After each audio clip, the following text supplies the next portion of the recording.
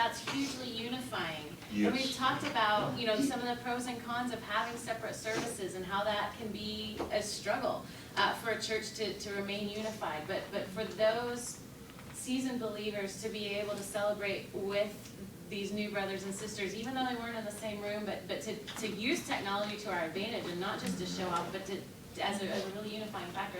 I think that's really exciting and an important step for this congregation to be taking, and to keep working on bringing us together. So yeah, that's exciting. Go Storm. I was going to talk maybe a little conceptually from the beginning. Yeah, please.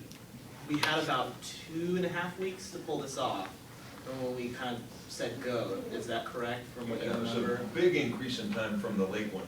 Yes, a big increase in time from the lake one. And part of how this even happened was Barry in June had kind of challenged me and said, hey, we need to show people baptism videos, we need to kind of celebrate that.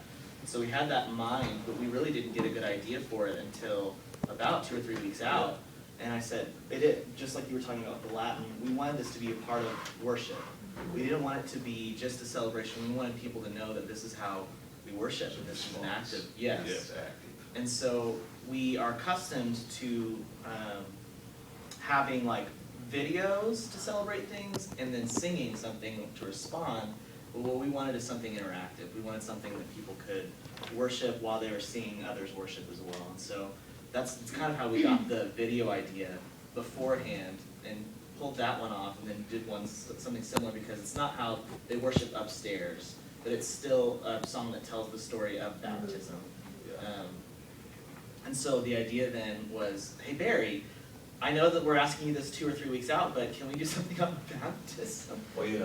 Because he gives us, praise Jesus, he gives us like months out now, like praise Jesus again, and we Topics, basically. basically. We have This was the sermon Holy Spirit. We topics. should have mentioned that probably. This was the series of the Holy Spirit. Yes, and the Spirit really was moving in our planning periods. I believe that it was a palpable thing, because we just said, hey, is this something, you love doves, he loves the imagery of doves and how gentle they are.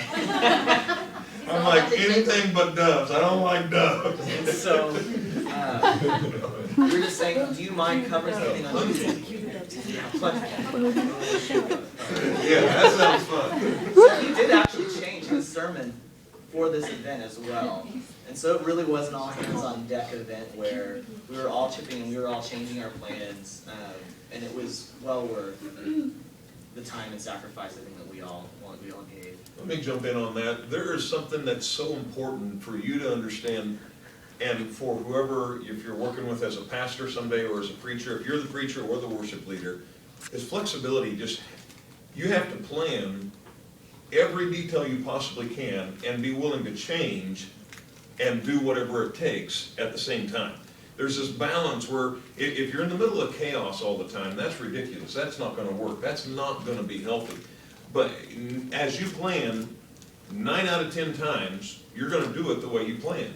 But on that 10th time, you need to plan and then still be ready to say, if God says, let's do something different, like we did in this situation, I was flexible on this, they were flexible on this, and we tweaked the whole service, changed it around, and together made it better because we were all flexible on that. So often, those who like change, and this is just an important thing to understand, most worship leaders like change. That's just part of who they are. They like change. But usually that means they like change that others do, not necessarily what they do. And I really appreciate these guys, because they were all just like, absolutely. Not only do we want you to change, we'll change. And it was together, team. You just got to see same team. That's a very important thing that when you're working on.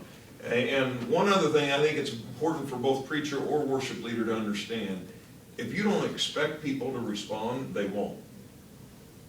I just can't say that strong enough. Most pastors, most worship leaders say, let's allow for people to respond, but they don't really expect for them to respond.